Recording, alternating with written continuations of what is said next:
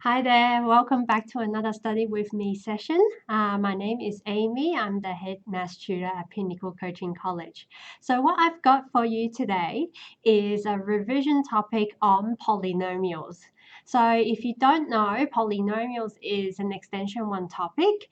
It's not an incredibly difficult topic per se, but there are a lot of little tricky areas that do come up in exams. And as you'll see later on in this video, I'll show you some of the most common type of exam questions that come up, and you'll see that the style of questioning might not be the same as what you see in some of your homework questions. And I think from these exam questions you can learn a lot about how this particular area is examined and the different things you probably haven't the different concepts you haven't really previously connected together before.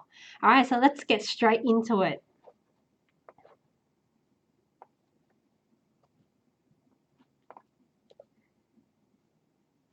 All right, so before we dive into some examples, I just want to have a broad overview on the types of questions that regularly comes up under this topic of polynomials. So I'll say it's broadly divided into 3 categories. So the first one is more around division theorem, remainder theorem, factor theorem. So basically how the division of polynomial works and the sort of like some of the consequences coming from remainder theorem, factor theorem. It will play out in several types of questions that we'll see later on today. Second one is that relationship between roots and coefficients, so that comes up as well. And finally, how to sketch a polynomial. So how you go from the factorized version of a polynomial equation, what that means in terms of features for the polynomial function itself. All right, so without further ado, let's have a look at some examples. Now, by the way, these are all real exam questions, and I've picked them. This is actually a relatively easy area to pick questions because they do tend to test the same thing over and over again. And I think it's great practice if you're sort of preparing for your prelim exams. You want to know what type of exam questions actually come up.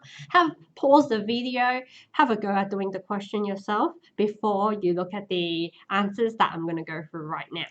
All right, so in this question we've got, so this is all about the factor theorem and finding all the zeros. And I'll also go through sort of the 2 ways to find all the zeros as well. All right, so consider this polynomial, and we've got ax, x minus 3. Given that px is divisible by ax, show that k is 6. Now, basically, if px is divisible by ax, it means ax is a factor of px. Okay, so let me repeat that. If px is divisible by ax, that means ax is a factor of px. So that's basically triggering the factor theorem. So since ax is a factor of px,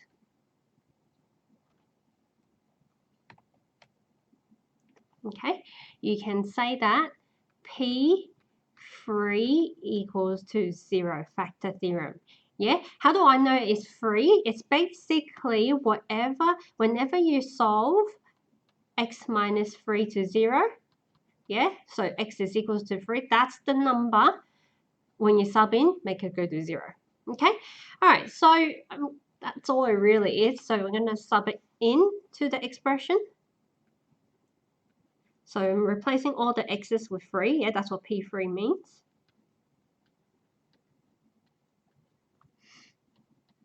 Sorry, my nose is a bit nasally today, having a cold at the moment, so hopefully it's not sounding too bad. All right, so I'm going to add up all the numbers.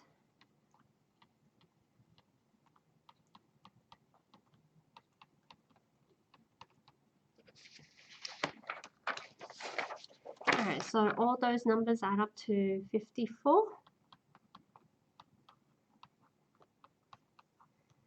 move the 9k across. So k is 54 on 9, which is 6.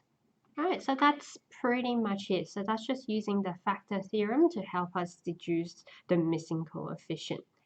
All right, so now we're going to find all the zeros going with that particular value of k. Just trying to see if I have space. Okay, so I'm going to add an extra page. All right, so right now we know that px is in this form. Now, I'll use this question as an opportunity to show you how to do division of polynomials as well. But at the same time, I also want to discuss actually how you can address this question just by testing alone as well. Okay, so all I've done is I've replaced the question. So this question and k with 6. That's all I've done. Haven't done anything fancy here. Okay, so we know that x minus 3 is a factor. So when something is a factor, it means that when you divide it, it's going to have a remainder of 0. And we should see that happening as we do the division. Now, I'll try to do this more slowly than I would normally do it, just to make sure the process is explained properly, especially for those who haven't fully grasped division. Yeah, if you're not getting it 100% of the time, it just means you haven't fully mastered the process, because the process is very standard. Once you know that process, you should be able to get it 100% of the time. All right, so first, what you need to think of is something that when multiplied to x gets you x cubed. So that would be x squared. Then you actually multiply it to that. So you get x cubed minus 3x squared. Okay, and then what you're really doing is you're subtracting. Yeah, so these terms minus these terms. So x cubed minus x cubed is 0. Minus 6x squared minus minus is plus. So minus 6 plus 3x squared is minus 3x squared. And the rest you just bring down.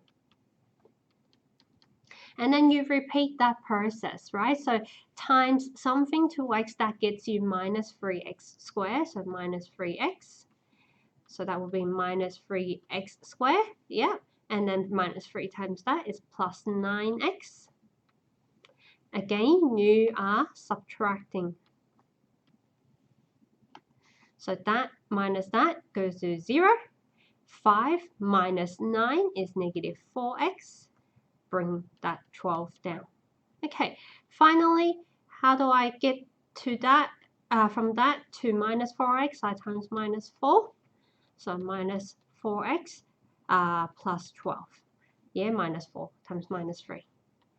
And since they are exactly the same, they should net off to 0, which is what you expect, because we confirmed that x minus 3 was a factor, right? So it should go to 0, otherwise you've made some error. All right, so that means px is equal to x minus 3. So divisor and quotient. Now, I'll also talk about the structure of basically division a little bit later on with some of the examples later. All right, so factorizing that further, so that would be negative 4 plus 1. Okay, so that's it.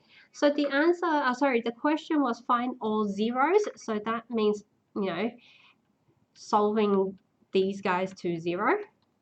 So not only are we factorizing, well, we're using factorizing to help us answer the zeros. Right, so those are the zeros. Okay, so that's one way of approaching this particular problem. The other way is use factor theorem and just test it, right? So if you go back to the question before, you would have noticed that a number is a 0, or I guess x minus 3 in this case is a factor, as long as it makes the expression goes to 0. Okay, so that's the crust of factor theorem. So factor theorem basically states that, yeah, if it makes it go to 0, it's a factor. And then that also implies that number is a 0. Okay, so what you could do is this. Let me just actually, I can talk about it here on this page. All right, so you start off with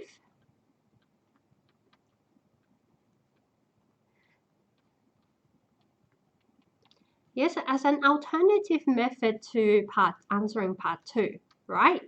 We already know x equals 3 is one of the zeros, right? We're just missing 2 more. So how do you find 2 more? Through calculator and testing, you take the factors of 12. So factors of 12 include 1, 12, 2, 6, 3, 4. And then you test both plus minus. Okay, so I won't bore you with the actual calculation, but basically what you do is, for example, you put 1 in place of x, you test it, does it go to 0? If it doesn't, that's not a factor, basically, okay, or not a 0. So, so basically, in this particular case, knowing our answers, right? So P4 and P minus 1, let's check they actually go to 0, right? So let's check P4. So that's 4 cubed minus 6 times 4 squared plus 5 times 4 plus 12. Yeah, let's see if it does go to 0. Now, I always teach my students the memory function as well. So for testing something like that, it will be very, very handy to use the memory function. Okay, so you can see that it went to 0. And then you can also test the other one, which is minus 1.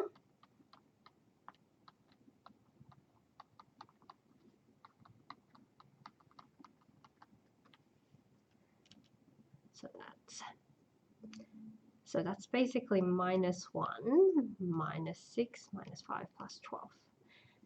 Okay, so you can see it also went to 0. Alright, so that's how you can also pick up all the zeros just through testing.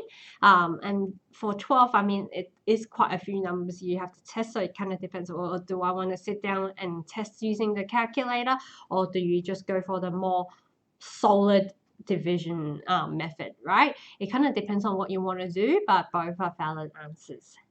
Alright, so that's the first one there. Oh, and I always say to my students, right, just coming back to this question, whenever there's more than one method available, I always teach both, only because it's good to know a second method for cross-check purposes. In an exam, it's good to be able to cross-check your answer so that you don't have to worry, oh, have I done this right? Should I, come back and check it? Because you're not going to have enough time to do that a lot of the times. If you can cross-check on the fly, that will be ideal, and that minimizes the amount of mistakes you end up making. That's a little tip. All right, remainder theorem. Remainder theorem is basically, how should I say this? It's like it's a special case. Well, not really. Actually, factor theorem is a special case of remainder theorem. Let's put it that way. Because what remainder theorem states that if, like for example, you know that it has a remainder of 2 when divided by x minus 1, it means that when you sub in 1, you should get 2, right? When you sub in 1, you should get the remainder. That's remainder theorem. So how do I know it's 1? It's the same idea as factor theorem. Just whatever makes this go to 0.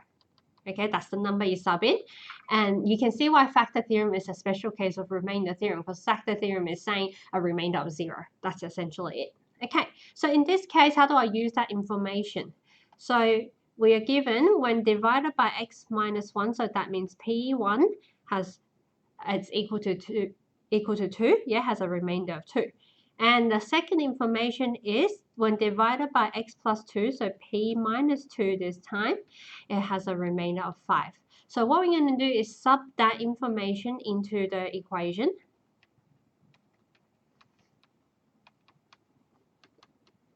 And then I'm just going to rearrange this a little bit, moving the 1 to the other side. Okay, so that's equation 1. And then the other one.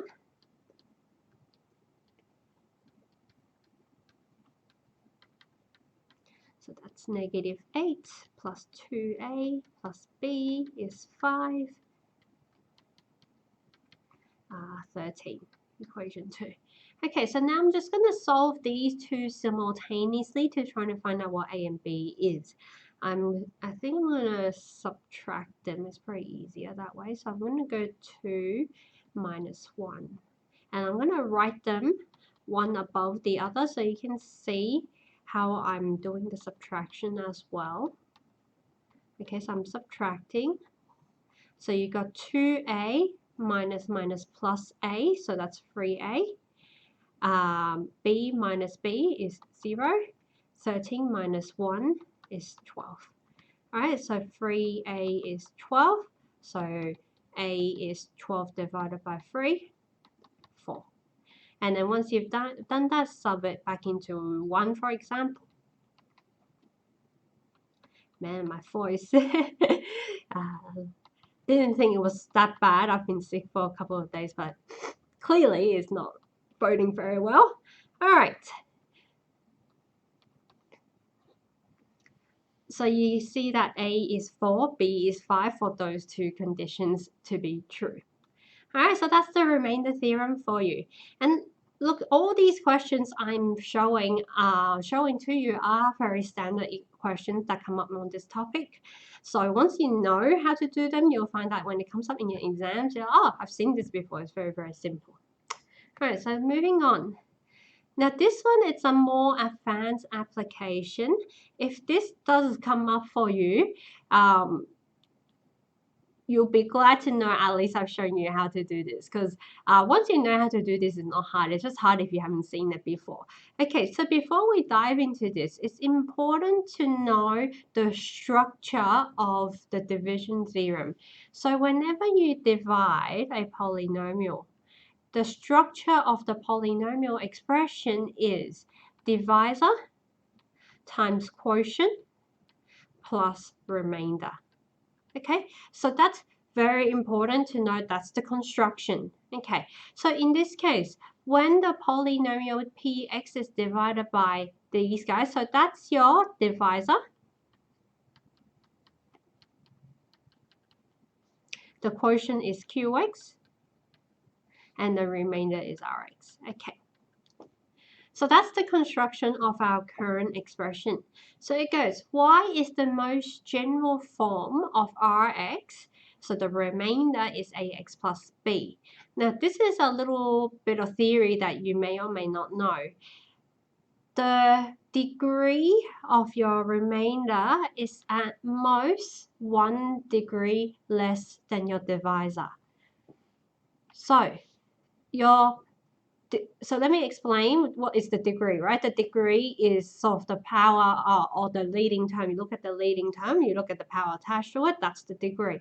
So in this case, right, if you look at the divisor, it's a quadratic, so it's degree 2. So this is the answer to the first part. The divisor is degree 2. The remainder is at most degree 1. Degree 1 means linear, hence in that format. Okay, so therefore, the most general form for Rx is linear, right? Ax plus b.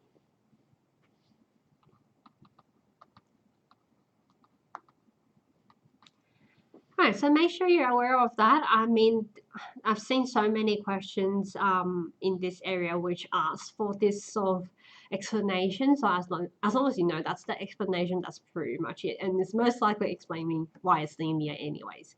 All right, so then now we're going to use the information. So you're given P4 is minus 5, so that is the case.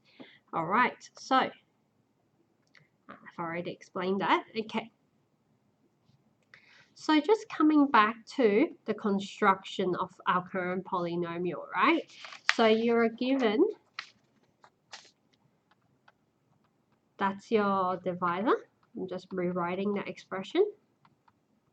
All right, that's your remainder for now. Okay, we won't use the equation in part 1 yet. We'll just go straight into proving first.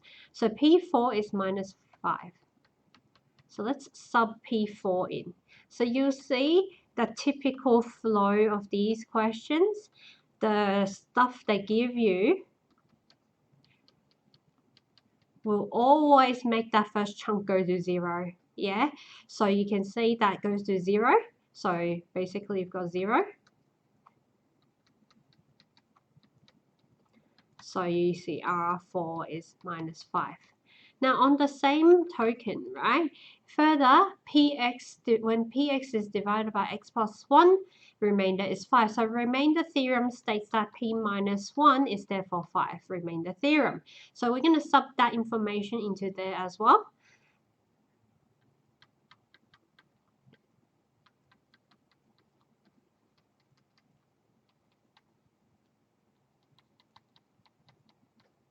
All right, so that bit goes to 0.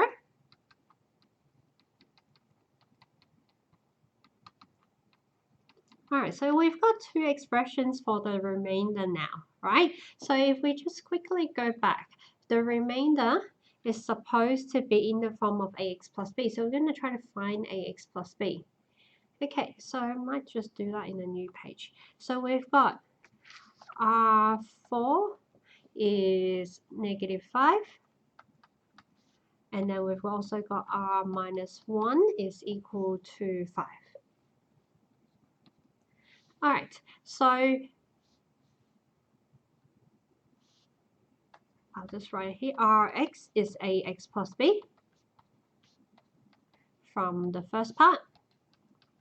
So we're going to use that. So subbing it in. So that's the first equation. And then this one, minus a plus b is equals to 5, second equation. All right, so I'm going to do a simple subtraction.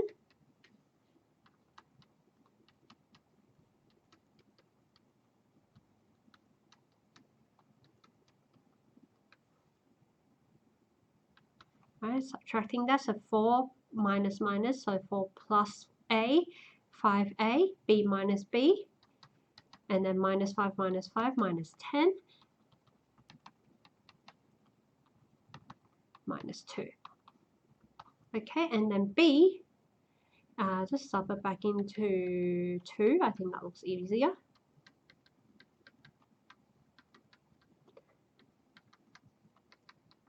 So b is 5 minus 2, 3. All right, so let's go back and address the question. It goes, find the remainder, basically. So that means the remainder is ax plus b, which is minus 2x plus 3. That's it. So now what that means, I just want to pause and sort of talk about the significance of this. It means that our polynomial, so coming back to here, can be written as, let me just clean this up.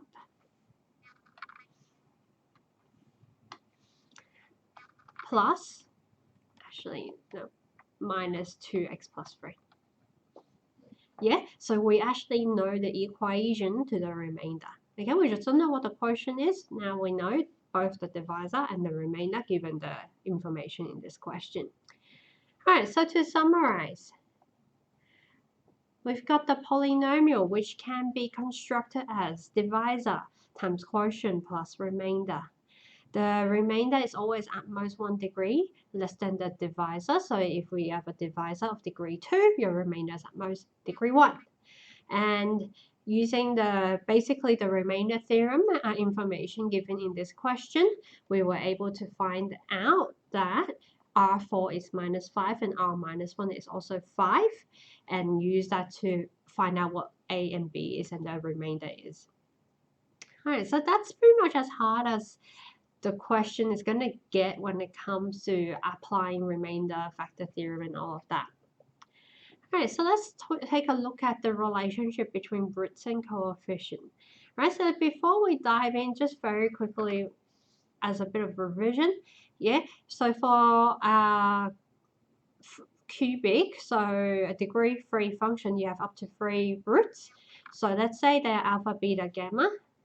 as expressed in the question, then sum of the roots alpha, beta plus gamma is minus b on a. B is the coefficient of the second term, and a is the coefficient of the leading term. So that's minus 2 on 1 minus 2. Then you've got sum of the roots taken 2 at a time. So alpha beta plus beta gamma plus alpha gamma is c on a, and c is negative 3. A is 1, so it's just negative 3. And product of the roots alpha beta gamma is minus d on a. Now, you don't have to remember these formulas, minus b on a, c on a, minus d on a. To be honest, the more you get, it just keeps going. It goes. So let's start like this. All right, minus b on a, and then c on a, minus d on a. If you have more, and then it goes e on a, minus f on a. You just keep working down the sequence, right? Where a, b, c, d, e is basically the coefficients of that polynomial in that decreasing power. Okay, now if the term doesn't exist, it just means the coefficient is 0. That's what it means. All right, so d is minus 5. So it's 5.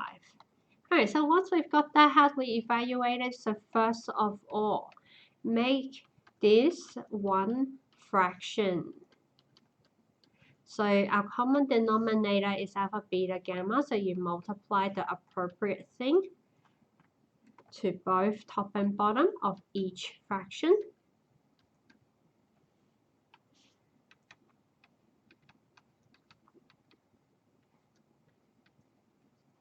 And then alpha plus beta plus gamma is the first one, which is negative 2.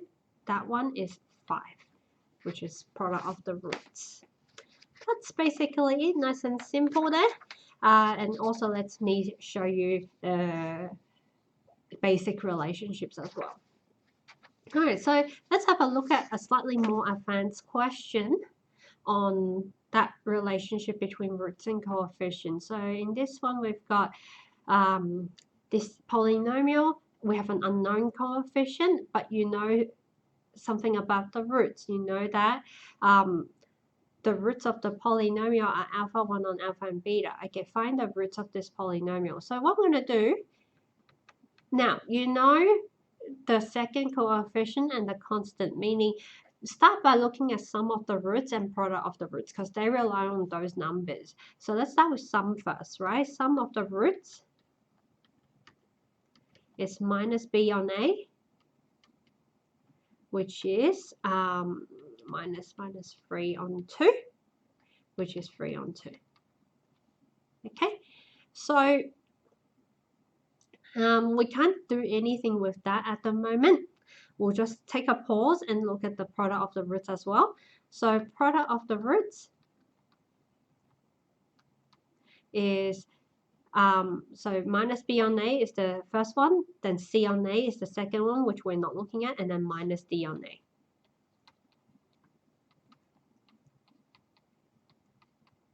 So that's 4. Okay, now you'll find that in product of the roots, what happens is they actually end up cancelling out, and you end up getting a particular root. Beta is actually 4, which is good because we are finding the roots of this polynomial. By the way, if you didn't know, roots and zeros are exactly the same thing. They're just different names for exactly the same thing. So in other words, if I was to sub that back into the expression, it should make it go to 0. That's what our root is. All right, so then we go, okay, we know one of this, so we can come back here and work out what alpha is. So let's put it in. And then I'm gonna, let me just rewrite the line. Okay, so I'm gonna maybe take this to the next page, yeah? So we've got alpha plus 1 on alpha plus 4 equals to 3 on 2. I'm gonna multiply everything by alpha.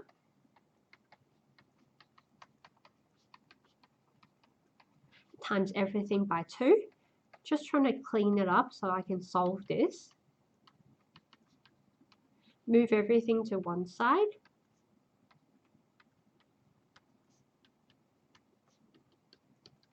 Simplify that alpha term first. And then factorize this. So you use whatever method you learned at school. Yeah, to solve, sorry, that's a 1.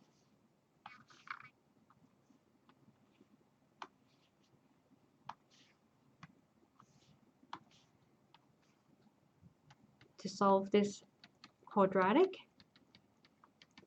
Alright, so you can see alpha is -1/2 or -2. So you can see they're naturally reciprocals of each other, which is good. Alright, so the answer to the first part, 4, which is the value for beta, -2, and -1/2, which is the alpha 1 on alpha. Alright, so then finding the value of k. Now, as I mentioned before, roots are zeros. So if you pick any one of the roots, it should make it go to 0. So that's how I'm going to find the second part, right? Since 4 is, let me write like this. Using the factor theorem, P4 should go to 0. And what's our polynomial here? I'm just going to copy.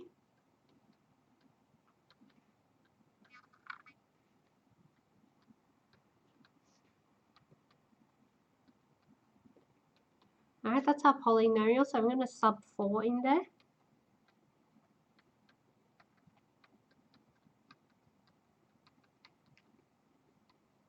Should go to 0.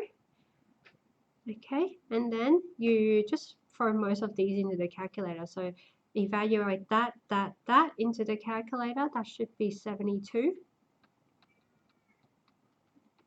Move that to the other side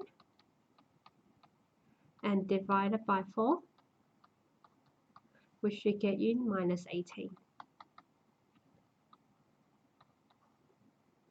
All right, that's it. Alternatively, you can also use some of the roots taken 2 at a time, because if you look at what k is that C on A component, and you know all the roots. So that's a cross-check for you, right? You can look at some of the roots taken 2 at a time and see if it matches up with that number. All right. Oh, you know what? It's actually very quick for me to do, so I'll quickly check it for you. So it would have been, so our 3 roots are these 3 things, right? So it was -2, -1/2, and 4, right? So the different combinations would be -2 times -1/2, -1/2 times 4, and -2 times 4, which is equal to, I'll just very, very quickly do this into the calculator.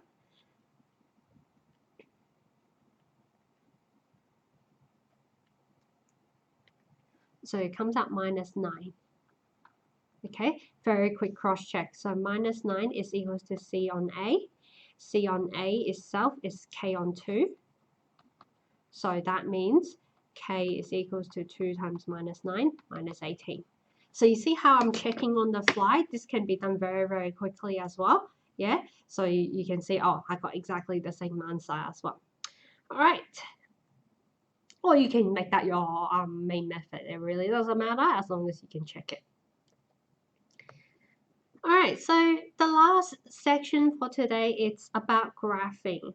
Now, graphing in itself is a little bit tricky, and I'm sort of assuming that you've already learned the basics of graphing the polynomial, but in a nutshell, let me just add an extra page to just very briefly talk about it. When graphing a polynomial, there are 2 things you need to assess.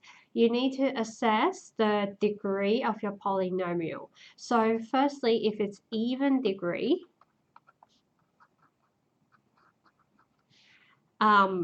you basically have, let's say, a parabola. So degree 2 is a parabola. You have 2 arms pointing up or 2 arms pointing down, right? That depends on whether your leading coefficient is positive or negative. Okay, so what do I mean by the leading coefficient? So let's think ax squared plus bx plus c. Yeah, let's say the quadratic. I'm talking about that number attached to x squared, right? So if it's even degree, so look at the leading term. The degree is degree 2. Yeah, it's a parabola, so it's two arms pointing up or two arms pointing down, depending on your leading coefficient.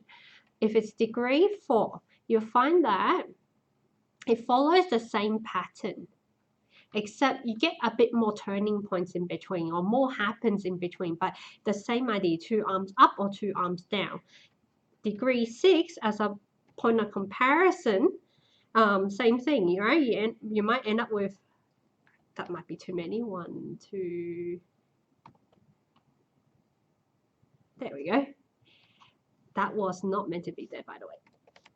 Let me, this way, here. Okay. So the same idea, either pointing up or pointing down. And again, there's more happening in the middle as your degree goes up.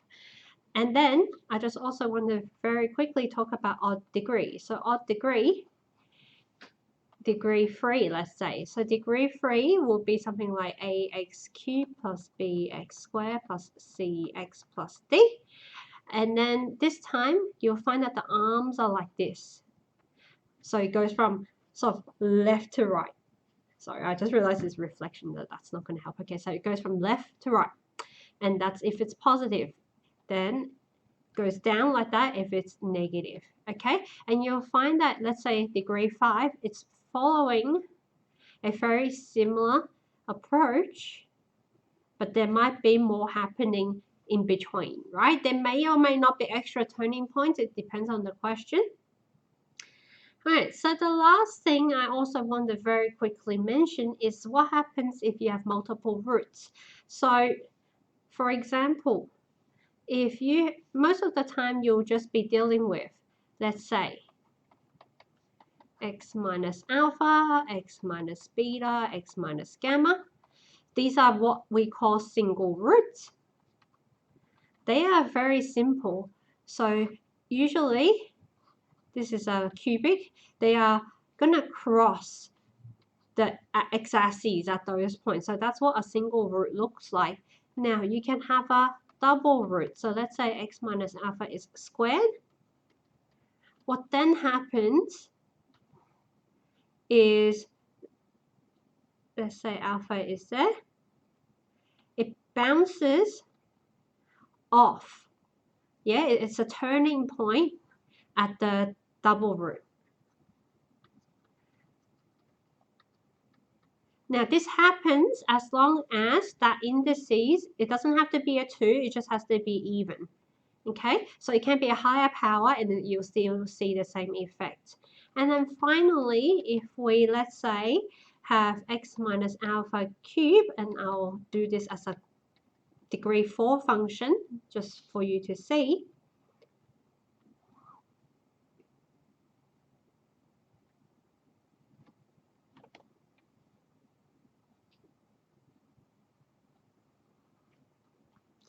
Okay, you end up with an inflection point. So an inflection point, stationary inflection specifically, so that's a triple root, right? Triple root, or basically if it's odd, you're going to get that feature happening, and it's going to be an inflection point. All right, so I think those are the core things you need to know when it comes to graphing. So when we look at this exercise here, so you can see that what it looks like depends on two things, the degree and the leading coefficient, as well as any of those multiple roots. So let's start with the leading, right? So now theoretically you can expand the whole thing and just look for that term with the highest power, or you kind of imagine how it will expand. So what you really need to focus on is all the x's. So x times, so this thing cube is going to be the largest powered term, yeah, and this one minus x squared. That's going to be your leading term.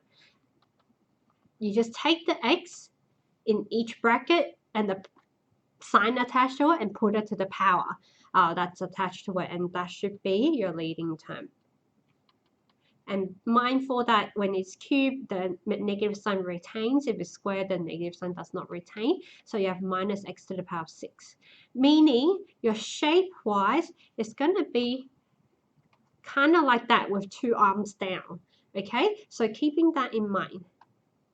All right, so I'm going to start drawing this.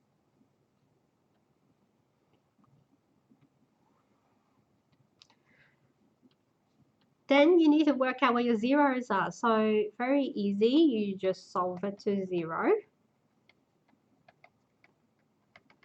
So x is equal to 0, 1, and 3. Yeah, just whatever these three makes these three go to 0. Okay, so 0, 1, 3. Now, also commenting on the fact that this is being cubed, right? So that's a triple. So inflection. And this one is a double. So turning point. All right, so with that in mind, and we're trying to squeeze in that kind of shape, right? Okay, so with practice, you should be able to do this very quickly like me. So first, I'm going to go to 0 first from down, yeah, because it has to have that shape. So from down here, I'm going to go up to 0. It's a single root, so it's just going to go right through 0. And then I have to come back down to 1 because that's the next point, yeah? At this point, it's going to be an inflection. So I'm just really emphasizing the inflection here. And then it's going to come back up to 3. And it's going to be a turning point. All right, let me just try again. It just looks a little bit tacky.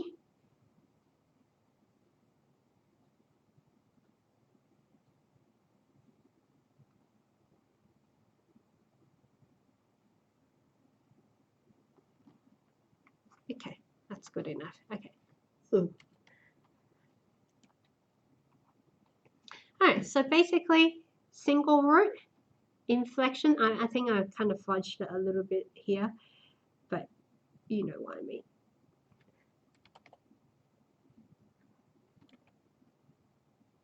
Yeah, so it's an inflection point and then a turning point. And that's basically it for this one. All right, so two things to assess. Leading term, which tells you the degree you're working with, as well as whether it's a positive or negative leading term that decides on the shape of your function. And then any special multiple roots you need to be aware of, find them and note them, and make sure you illustrate it in your graph. Now, usually I will then also look for the y-intercept, but in this case, you already have it. It's at 0, so I don't need to go an extra step of finding that.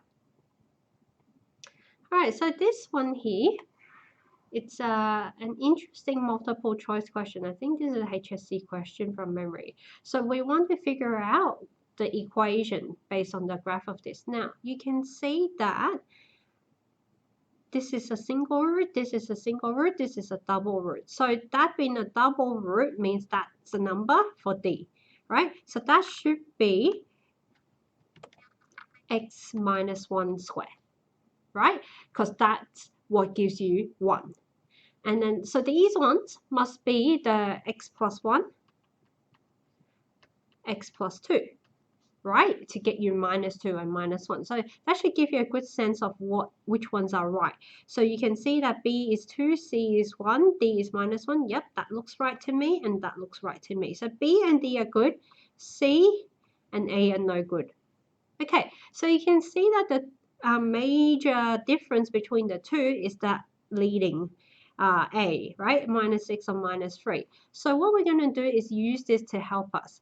So right now we've got y is equals to A, x plus 2, x plus 1, x minus 1 squared. It has to pass through minus 6, so we're going to sub in 0 minus 6.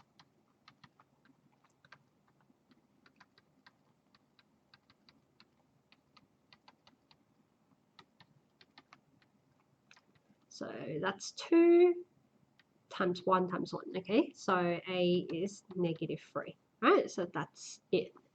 So this is basically a multiple choice in a similar area, but this time you're just picking out the right answer, but hopefully that gives you a sense of what you're looking for as well.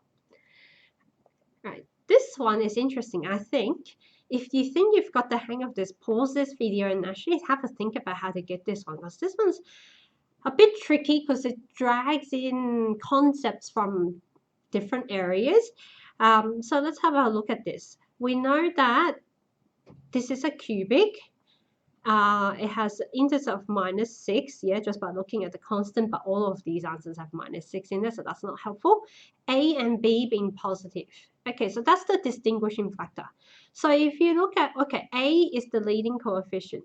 If it's positive, it has to be shaped like that for a cubic. So you can go, nope, C and D gone, right? We're choosing between A and B only. Now, the challenge is figuring out how to use that information relating to B is positive. Yeah, if you want to, if you're up for the challenge, pause this and have to think about how do you use that, right? All right, so if you didn't pause the video or you want to know the answer right away, well, let's think about this. We usually use B in pretty much one instance, right? Some of the roots, if you think about it, some of the roots, it's B on A. That's pretty much the sorry, minus B on A. Yeah, that's pretty much the only instance where we kind of think about B, right? So in this case, if B and A are positive, that means minus B on A is negative, right? So alpha plus beta plus gamma is negative. Now, as I mentioned before, alpha, beta, gamma roots are actually zeros, which means they are intercepts when it comes to what's on the graph. So if three numbers add up to a negative number, it can't be B because you have three positive numbers. There's no way they can add up to a negative number. So the answer has to be A for that reason. And I think that's why this is so hard, because most students will be stuck on, what do you do with B, right? How do you use this? And connecting that with some of the roots, so this is a bit of thinking outside the box. Yeah, it's very unusual, but at the same time, it's within your knowledge, right? And I think a lot of HSC questions are trending in that area where you have to be able to connect information or theory or knowledge that you don't really previously connect together before to be able to draw that conclusion. All right, that's pretty much it on this one. So let's have a look at a slightly more advanced polynomial question where there's a bit of graphing application as well in inequality. So in this question, we're asked to find B, C, and D. Now you have all three roots. So the fastest way to do this is actually, well, let's write out the polynomial based on those roots. It should be x minus 3, x plus 3, right, to get those three roots. I'm just going to simply expand it, to be honest. That's the easiest way to go about it. Nothing fancy. Expand this. So you can see, okay, B is therefore 0 because I don't have an x squared term. C is minus 9, yeah, because that's the attached to x. And D is 0 as well because there's no constants. All right, so that's it. So with our calculus, I'm going to try to sketch this graph. So Px was x minus 3, x plus 3. You saw that the leading was x cubed, so it's going to shape like that. Okay, so with that in mind, and the roots itself were 0, minus 3, 3. That was given to us anyways. All right, so I'm going to try to draw this carefully.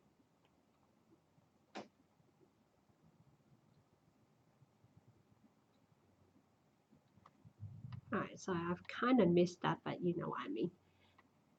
Okay, so that's meant to be 3.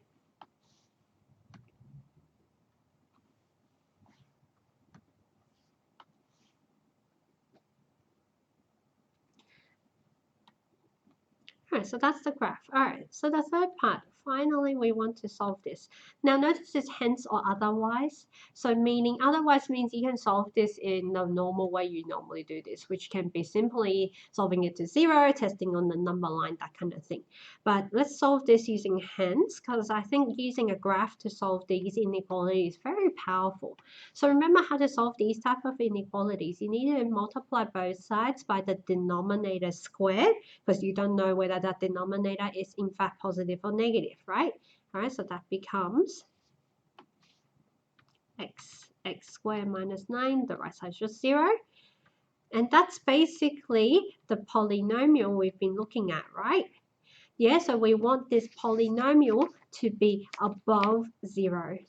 So you can see from the, I'm going to highlight this for you. You can see from the actual graphing itself that it's above 0.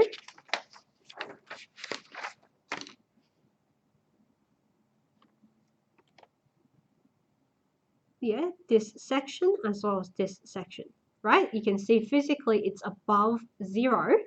Yes, I'll shade it as well. Yeah, it's actually physically above 0 at those points. So x has to be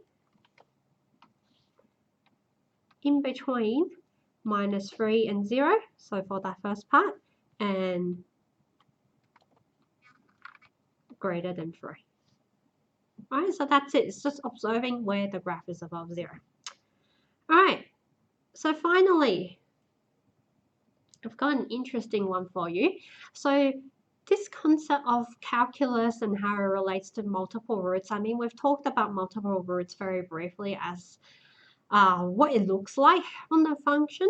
So this stuff, it's a tad more advanced, used to be more elaborate in extension 2 course, but now I think we start looking at it in extension 1 as well.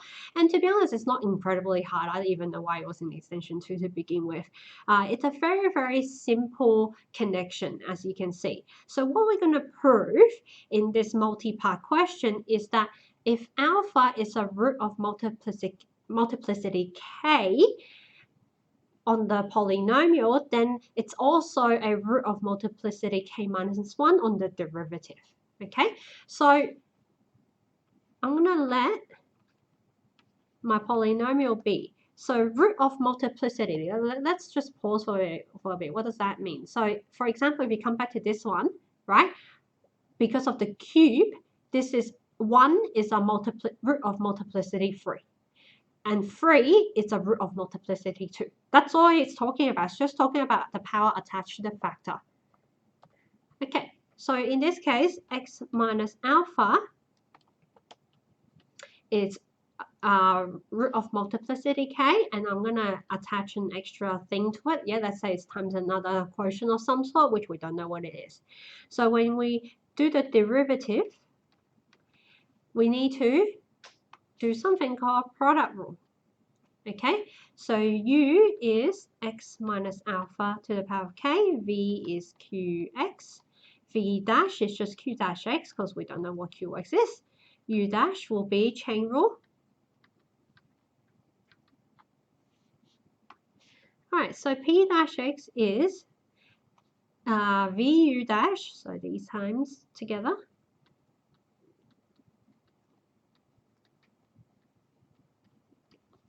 and these 2 times together.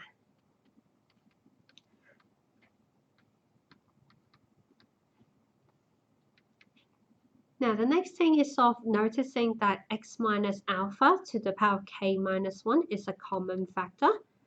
So I'm going to factorize that out.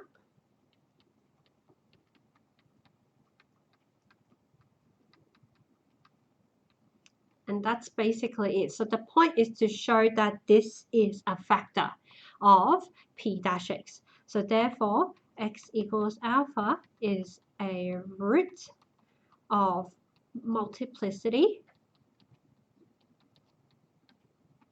k minus 1 of the equation, the derivative, so p dash x is equal to 0 essentially.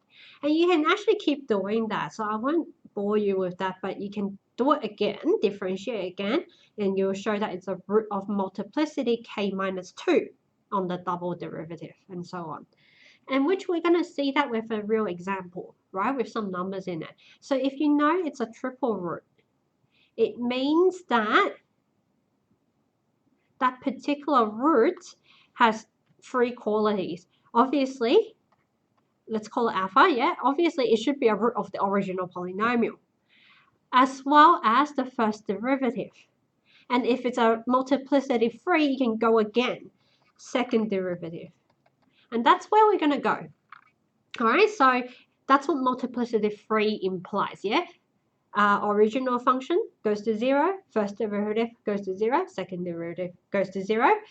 So in other words, it's a root of the polynomial is first derivative and second derivative. All right, so let's start with the polynomial first.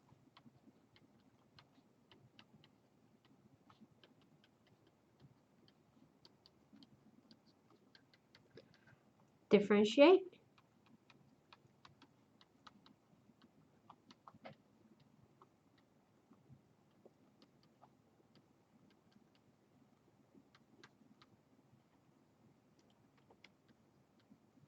And then differentiate again.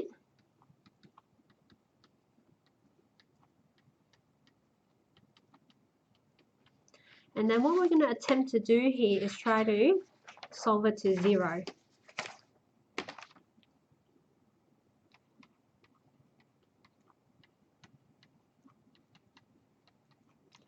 And then I'm going to factorize this beforehand.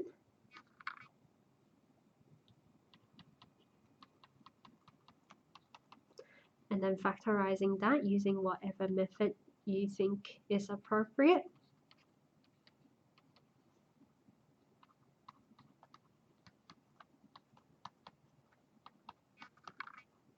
Alright, so therefore x is 7 on 2 and 2. Now my gut feel is more likely is 2 than 7 on 2. It's unlikely 7 on 2 is a root given you have 1 as your leading coefficient. Alright, so how do you tell which one it is? You just have to remember it makes all three go to 0. The fastest way is just check the first one. So just test P2, right? So actually sub it into the calculator.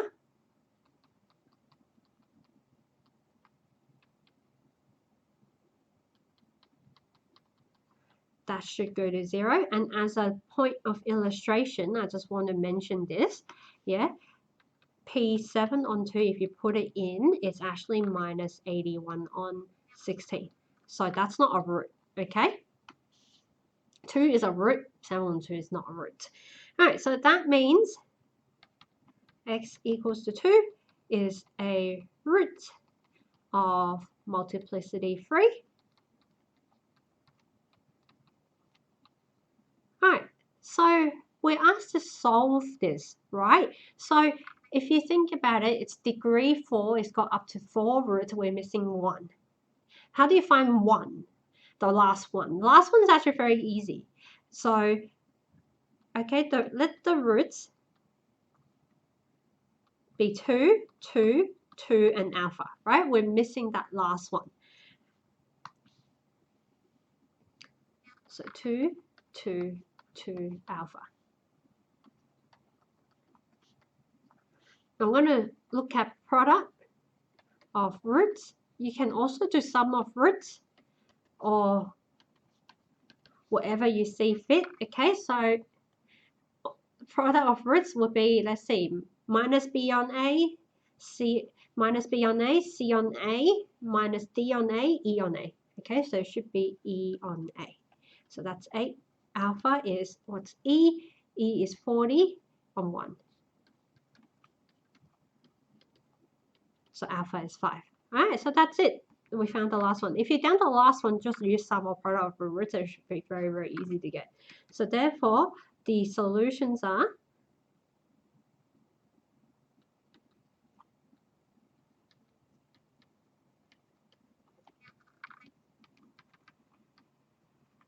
2, 2, 2, 5. And in fact, I'll just point this out, it implies that px can be factorized as x minus 2 cubed, x minus 5. That's what it implies as well. All right, so that is it. Just that last little extra bit drawing that link between calculus and multiple roots.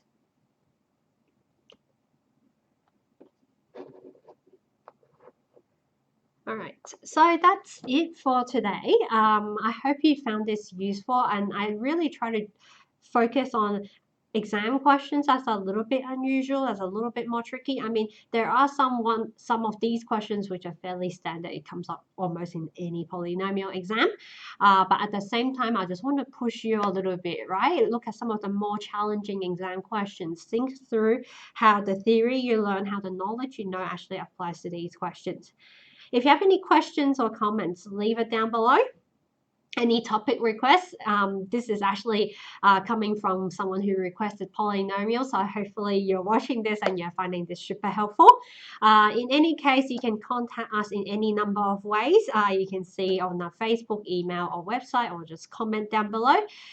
Let me know if it helps you so I know to keep doing these videos. Best of luck with the prelim exams. I know it's coming up real soon, and let me know how everything goes. Bye for now.